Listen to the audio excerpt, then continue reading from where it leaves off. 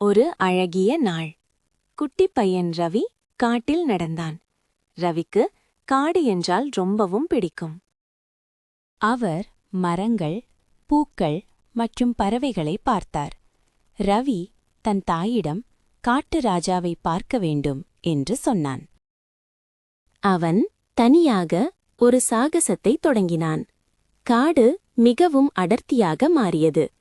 பெரிய மரங்கள் இருந்தது.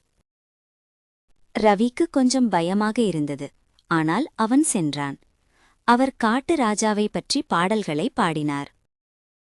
ரவிக்கு ஒரு அழகான வண்ணத்துப் பூச்சி வழிகாட்ட வந்தது. ராஜாவை எங்கே பார்க்கலாம் என்று ரவி கேட்டான். திடீரென்று ஒரு கிளி பேசியது. அது ஞானமுள்ள கிளி. அதன் பெயர் கிளி. கிளியே, காட்டு ராஜா எங்கே இருக்கிறார் என்று ரவி கேட்டான்.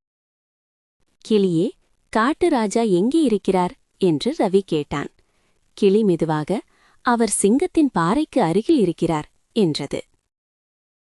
ஆனால் கவனமாக இரு, அவர் மிகவும் சத்தமாக உருமுவார் என்றது.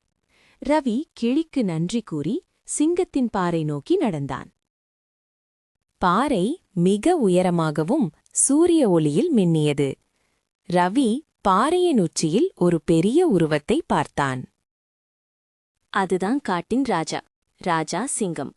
ராஜா சிங்கம் ஒரு பெரிய பிடரி மயிருடன் கம்பீரமாக இருந்தது. ரவி தைரியமாக சிங்கம் இருக்கும் இடத்தை நோக்கிச் சென்றான்.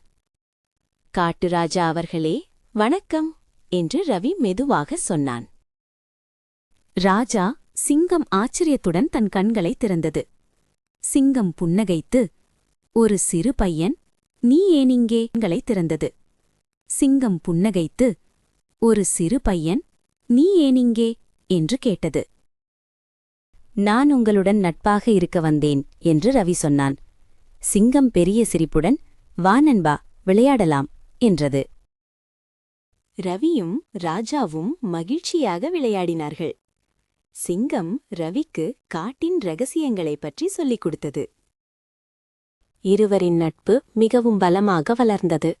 குட்டிப் பையன் ராஜாவிடம் விடை பெற்று மகிழ்ச்சியாக வீடு திரும்பினான்.